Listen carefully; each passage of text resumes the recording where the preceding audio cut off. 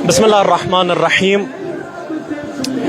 इन तमाम मजालिसों इन परचमों को बुलंद करने का मकसद ये है कि दुनिया क्यूरियस हो कि कौन सी ऐसी चीज़ है कि एक 18 साल का नौजवान रिज्स पढ़ते पूरी इस्लामिक एम्पायर के बादशाह के खिलाफ निकलता है और रिज्स पढ़ता है कि अना अली इब्न हुसैन इब्न अली नहनु व बैतुल्लाह औला बिन नबी, मैं अली हुसैन का बेटा और हुसैन अली के बेटे, हम बकसम खाना काबा रसूल खुदा सल्लल्लाहु अलैहि वसल्लम से करीब तर हैं। और उसके बाद सोशल जस्टिस का और डिसेंट का नारा बुलंद करके कहते हैं वतल्लाहि ला यहकुमु फीना इब्नुद्दाई, कसम बखुदा हम पर एक जाबिर एक जालिम हुक्म नहीं चलाएगा, हम उसके सामने सर तस्लीम खम नहीं करेंगे।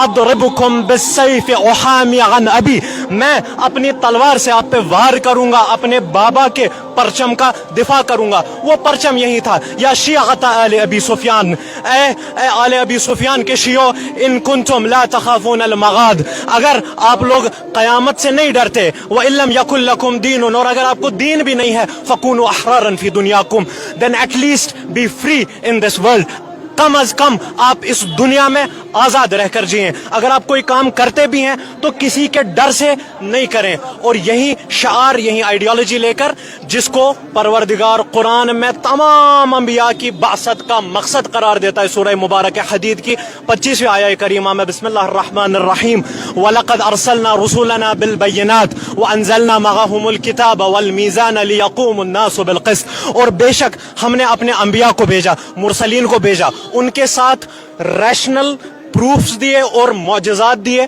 किताबें दी, शरीयत दी, लियक़ूमुन नासु बिल क़िस्त, ताकि लोग जस्टिस सोशल जस्टिस को अपहोल्ड करें। ये इमाम और मासूम अपहोल्ड नहीं करेंगे, इनको देख देख कर हर एक की इंडिविजुअल लेवल पर ऐसी रैशनल और इंटेलेक्चुअल सतह बुलंद हो कि हर कोई सोशल जस्टिस का अलमबरदार बने। वस्सलामु अलैकुम वरहमतुल्लाह। इमाम हुसैन और उनके जानिसारों ने जो कुर्बानी दी मैदान करबला में 8वें मुहर्रम पे, उसको याद किया जाता है, उनकी कुर्बानी को याद किया जाता है, और डिफरेंट तरह से, जैसे काले कपड़े, जंजीरों से, या बहुत सारी चीज़ें होती, मातमदारी होती, बहुत सारी चीज़ें होती है। इस पर भी आप रोशनी कुछ डालें।